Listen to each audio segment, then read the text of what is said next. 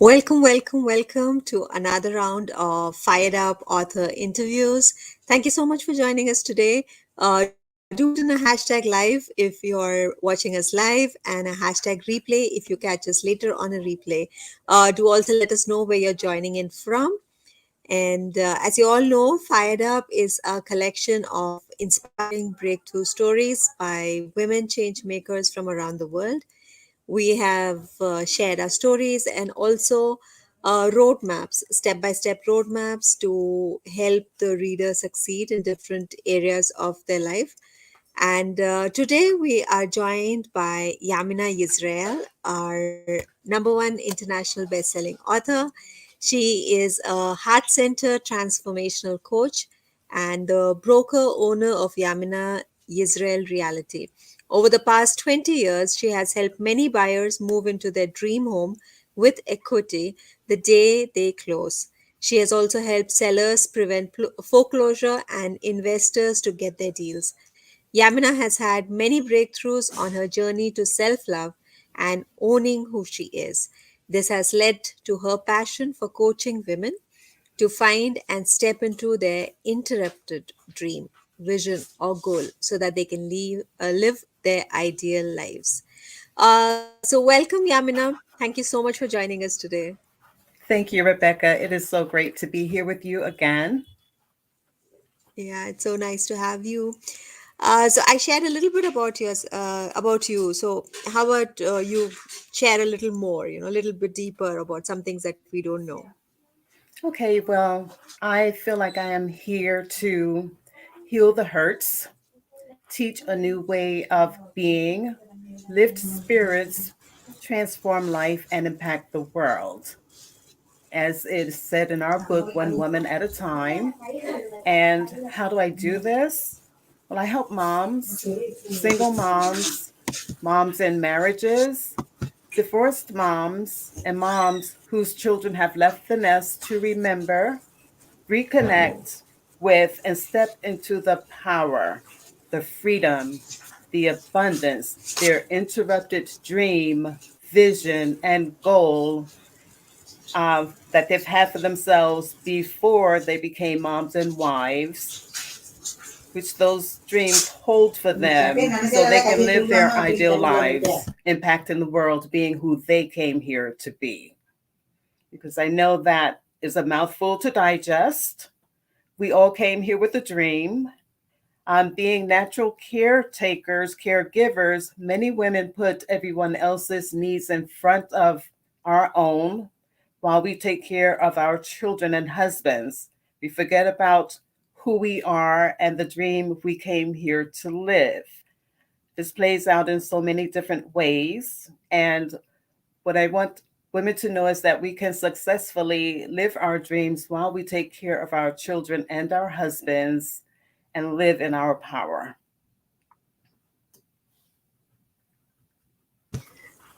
Thank you so much, Amina, for sharing that. And it's yeah, really nice to know about that specific niche of people who need that. Their dreams have been interrupted, like you say, and their life before marriage, before children, their dreams, their vision, their goals would have been so different. And now, after so many years of marriage, raising children, and uh, that has come to a standstill. So how do you help them? What I do is, first of all, we find out what the dream is. We dig a little bit. I call it digging for the gold. And just look at the things that stand in the way of living those dreams today. Um, we come up with a plan and figure out how to best approach living this new way of life that will bring you so much joy. Yeah, that's great. Hi, Anjubi, joining us live from Daytona Beach, Florida. Thank you for joining. So, Yamina, how does it feel to become an international number one best-selling author? It's a wonderful accomplishment. I have written a book before called Fleas Love Yourself First, Last, and Always. I had no idea what to do to have that book become a bestseller, which it is not, but it is a wonderful book. So, being an international, number one international best-selling author is a great accomplishment. Which is something I'm very proud of. Yeah, your story and your road, you've shared two roadmaps. Both of them are very inspiring and really, will help uh, readers, especially women, to find a way on how they can, own a house or, work out how to have their finances in order, their family and their life in order. So, thank you so much for sharing your story. Thank you. I am again happy to have the opportunity to share my voice among the global women who have contributed to this fired up book and project. Yeah. So, would you like to share a bit about how was your life before, like working with me? How, we came into each other's circle? Okay, well, having been a single mom myself, married and divorced, and now being an empty nester, I have lived that life that I coach women about. And um, it's challenging fulfilling all of those roles and not being true to who you are. So, thankfully, I have moved to the other side, and I know that I am an evolving, growing creator. And it is in this space that I found you, um, which is a blessing in and of itself, because when we say yes to ourselves, to who we are, then God, the universe, the Most High, steps in and guides us to and through the next steps in our lives. So I was in this place where I was ready for what was next. And fired up is what has shown up for me. So that's kind of where I was before I found you and fired up. Yeah. So, like I always say that writing is like a staircase. Only if we reach one step will we know what to write in the next step. So, we can't like write the entire staircase. It's just like one step at a time. And the right things show up exactly at that right time. Yeah. So, what's your, favorite story or moment around Fired Up, around your The thing I find interesting about Fired Up and being a part of this community is the sameness of all of the women. We are all different from all different countries, but we share the same life and history as women. We take care of our families, we take care of our children. We are amazing and we accomplish a lot of different things. But at the same time, we face so many challenges fulfilling those roles and just um, doing the things that are a part of our lives. And we all have the ability to, and we do break through anything that would hold us back, that would look like a challenge to us. And all the women in this book have made breakthroughs and continue to, and are amazing people, as are all women. And so the thing about this book is that no matter whose story you read, you will be touched as a woman. And if you are a man reading the book, you will recognize the women around you in the stories that are presented in the book. So that common thread, that knowing that women are amazing, is the thing that has the most impact for me with this book.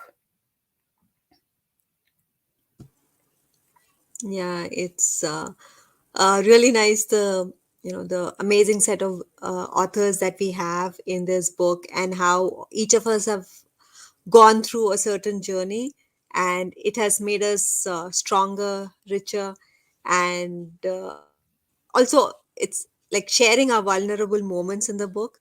It is not easy, but everybody has done that, and I'm sure it'll be a blessing to the readers, and they'll be able to get out nuggets, hopefully, from each of our stories. Hi, Michelle. Thank you for joining us live from Columbia, South Carolina. Thank you. uh, Yamina, is there any like a breakthrough or transformation you had, during the Fired Up experience? Um, there are always breakthroughs happening on a daily basis. One breakthrough is that it's a confirmatory experience, meaning that there are so many things we are capable of. And this is, as you say, with the stair step analogy, yet another step along my path of growth and evolving. And everything seems like a risk or can feel daunting when you first start out, but just take one step at a time, do the next thing that is in front of you. And what breaks through is an amazing #1 international best-selling book. So um, that is a breakthrough that I can share, or those are some breakthroughs for me. Yeah, absolutely. We don't need to map out the entire journey. We can just break it down into small baby steps and take the next step. Work on it, take the next step, work on it. No, not get overwhelmed by the entire process that is laid in front of us. Would you like to share a bit about your story, and something special about, why you wrote that particular story? Um, as we all have so many different stories to tell, I don't know, as I sat down to start writing, of course, when I start to write, I don't know right away what it is I'm going to write about. So I just let whatever's coming through flow. And so it's a story about in my second marriage, when I completed um, my degree requirements to graduate as a fashion designer in New York City. On the day of my graduation, my husband did not go to the graduation. And why? There was no reason for him not to go, except that, it's not a supportive relationship. And these things are difficult to share with others, but, the truth shall set you free. So on that day, he wasn't there for me. He didn't come to my graduation. Um, he didn't celebrate me, didn't congratulate me, but I guess it was my moment in time. And regardless of who was there or not there for me, it was still my moment. Um, the circumstances surrounding the graduation, as I've just shared, were not ideal. And I should have been like extremely happy to walk across that straight stage and get my diploma. But, in my spirit, in my soul, it was pretty disappointing. Not disappointing that I achieved that particular goal that I set for myself, but that The person that I loved and was married to didn't share in that celebratory moment. But the bottom line is that, again, we may go through some things that are somewhat unpleasant, but we come out on the other side much stronger and better than we were going in. So there is always light at the end of the tunnel, and life is to be appreciated, um, to be thankful for. And there are so many blessings that continue to fill our lives on a daily basis, even while we're going through something that we don't feel is so much of a blessing. So the story is about the breakthrough to loving myself and putting myself first, last, and always. And so I share the message so that no matter what a reader may be going through, they will know and recognize that they will get to the other side, and just keep pushing. Yeah, just keep pushing. So true. Would you like to share a bit about how that transformation or that journey happened from fashion into real estate? Well, after I bought my first house, my ex husband and I bought our house together, and I saw the process, went through the process. I said, hey, that seems interesting. And I'm always open and trying new things. So I immediately got my realtor's license in New York. And in 2011, after 9/11 occurred, I was living in New York. I made a trip down to North Carolina, and I moved here in December of 2011. And my intention when I moved here was to be a realtor so that I would have control of my life and flexibility around my time, so that I had four children at that time. And I was at that time a single mom, and I wanted to have the flexibility to work around my children's lives. And so I got my license here in North Carolina in February, 2 months later, and immediately um, became a realtor. So when I did make my visit in December before I moved to North Carolina, I found a brokerage. I found a place for my kids to live. I found schools for my kids, and we moved down here. And I immediately got my license and became a realtor. So that's 20 years ago, soon to be 21 years. It has been It's done everything I wanted it to do. There have been some challenges along the way, but again, that was a wonderful accomplishment and a blessing that comes out of just trusting and believing in who you are and doing the work required to do it. So that's how I became and why I became a realtor. Yeah, nice. So, is it like an easy profession for a woman to get into? It's easy enough for anyone. You do have to take a state exam. So if you just, there are classes, there are um, workbooks that you can go through. So because I had my license in New York, I didn't have to go through the class, but I did get the workbook and studied until I felt ready enough to pass the test. So I took the test, passed it, and it is, so it's not hard to become a realtor. But as with most, like, studying in school, studying, once you get out into the field, it's a different thing entirely. So you really do then at that point learn how to do the business. But it is such a welcoming, um, satisfying um, business, because you get to help people to have turn their dream of home ownership into a reality. And helping people is a good feeling. It's a win-win for everyone. You help people.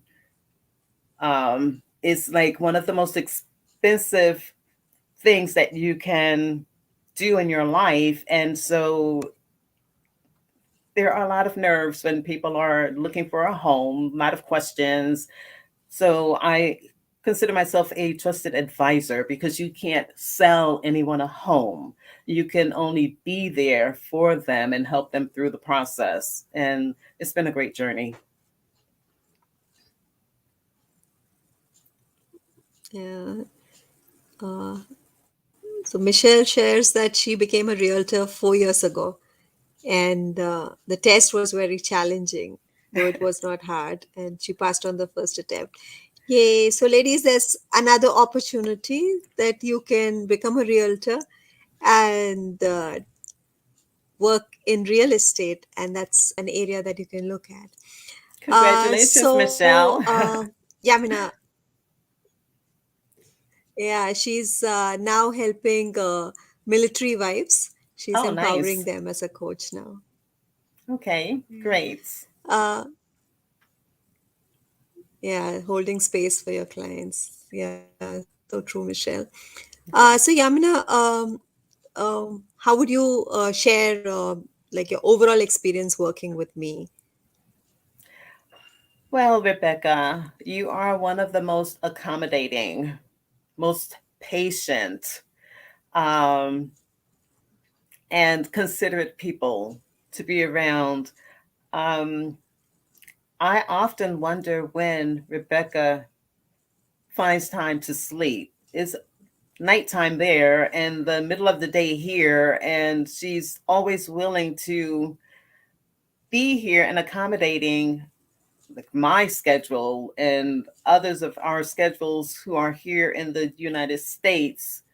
Um, so I do truly wonder, like, how do you take care of yourself? But I know that you do because you're here, you're healthy, you're vibrant, thriving, and successful. So it's been a very pleasurable experience um, working with you, and I'm happy to have connected with you. Thank you so much. So for me, it's kind of like a afternoon shift here. So I start working in the evening and over some period of the early night hours, and then mostly I'll be, trying to sleep during the daytime. So that's my secret. Okay, wonderful. I'm glad you have a method. Yeah, there is a method to all this madness. But yeah, it's been a Always. lot of fun. It's been an exciting adventure, and we've had our ups and downs, but it's all come through. So yeah. So what advice would you give to someone who is wondering whether they should write a book or not, whether now is the time to write a book or not? I've been writing all my life, starting with journaling, and I journal every single day. And we all have many stories to tell. So, if you're thinking about writing, begin with journaling. And if you know that you want to write, I highly recommend connecting with Rebecca VJ, who will show you the steps um, to becoming a writer and being your trusted advisor in that process. So tell your story. You never know who needs to hear the thing that you've gone through, um, which will light a way and a path for them and their journey.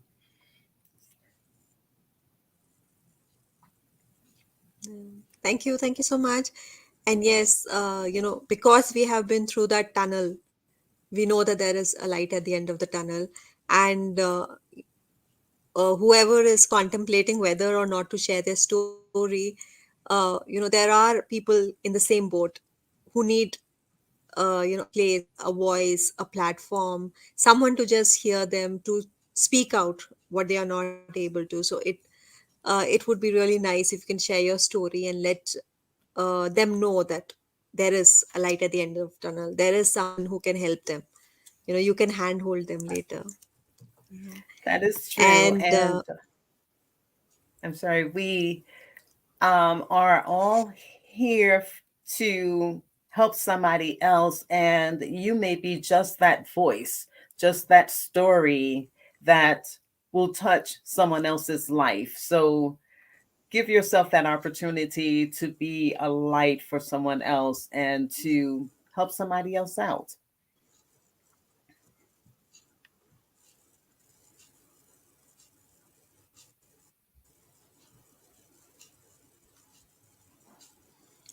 yeah, uh, I'm sorry, I'm having a little bit of a network issue, so I think I'm getting cut now and then. Yes, I think So so. as we wrap up on our chat, yeah.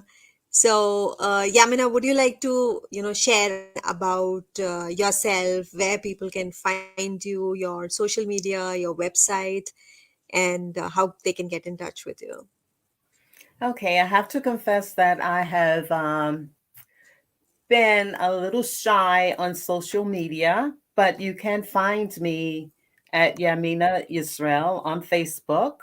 Um, I would love to connect with anyone who feels like I have something to offer them. And I would especially love to invite you to a free, no obligation strategy session to find out what things may be holding you back from living your dream. And if you are interested, you can just um, direct message me or personal message me, Yaminah Yisrael, and we can set that up. And I also invite you to look at my book, Fleas Love Yourself First, Last, and Always on Amazon. So, yes, just direct message me. I would love to have a conversation and be in community with you and offer you any advice, suggestions, or uh, any kind of help that I can.